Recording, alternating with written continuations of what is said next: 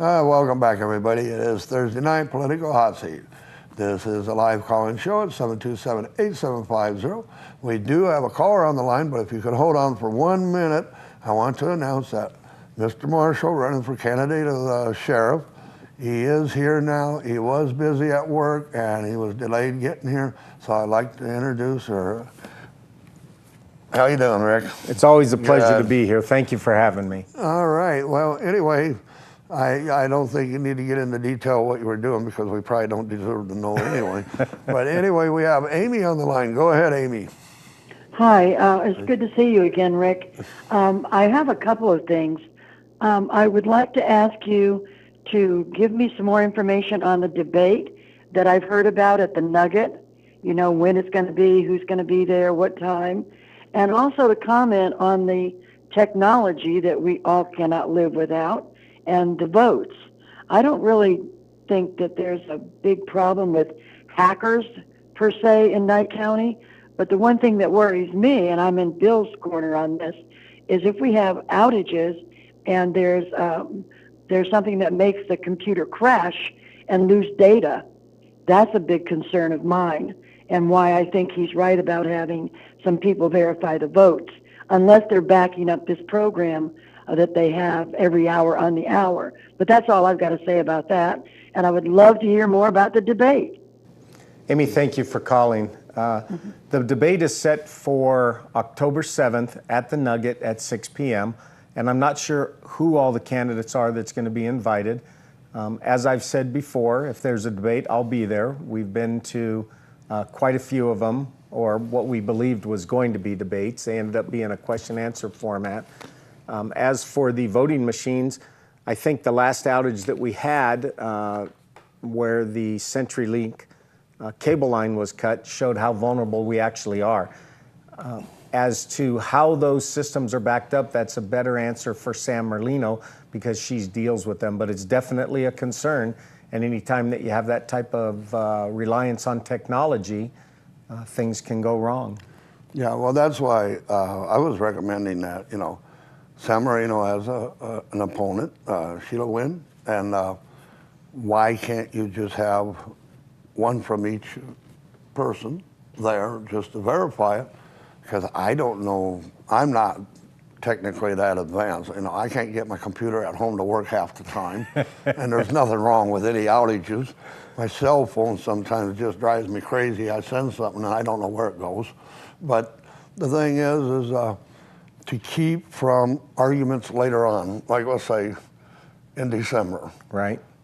If you know that besides the technical advantage we have today of everything, and you also had people from both sides verifying it, you know, let's keep from anybody discussing anything about any tampering going on with anything, you know.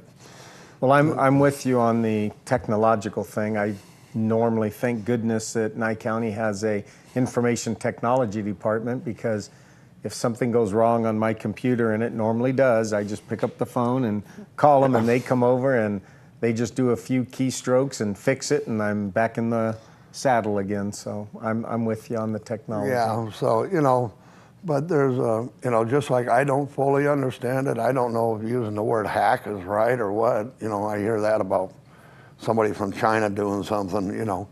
But the thing is I think maybe sometimes it isn't so bad to do things to cover yourself both ways, you know, right. just to make right. sure. I mean, and the election is very important, and everybody needs to get out and register to vote and vote.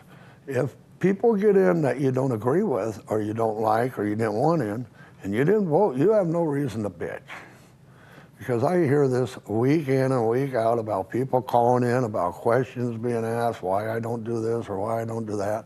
And then I have people complain about who's an elected official. You know what? Go out and vote. That's all I do. I go out and I vote.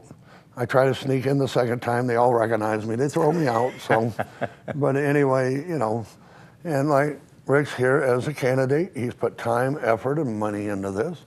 He feels he has something to offer us as being the sheriff, and it's only right that we listen to him and take in what he has to offer us. You know, maybe you will agree, maybe you won't agree, but at least you have the rights if you register to vote. And all the people that used to go to, what's that, J.G. Johnson School to vote the last time, don't go there. You won't be able to vote this time. It's down there at the, what used to be the 9th grade academy down there by the high school. And so that's where you need to go to vote this time unless you go to early voting. And they only let you vote once at early voting too. That's, you know, that's one of the drawbacks of this country, but you know. Unless you're in Chicago. Well, yeah, see, I lived in Northern Illinois. I was used to going every day, you know. But you had to vote for the person they told you to vote for, but, you know. Yep. Anyway, Rick, everything's getting down to the wire now.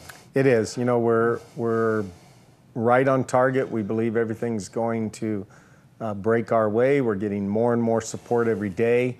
I've been endorsed by the Nevada Firearms Coalition, by the Nye County Law Enforcement Management Association. I have a AQ rating from the National Rifle Association, and we have a couple more endorsements that are waiting in the wings. So we're feeling really, really good about this. We've met wonderful people on the campaign trail. We've had a lot of open discussion with the public, what they expect when I'm sheriff, and we're going to take those steps and make this county proud. Okay, well, you know, that's what we need. We need people. You know what? We'll come back to this in just a minute. Right after this message, we will return.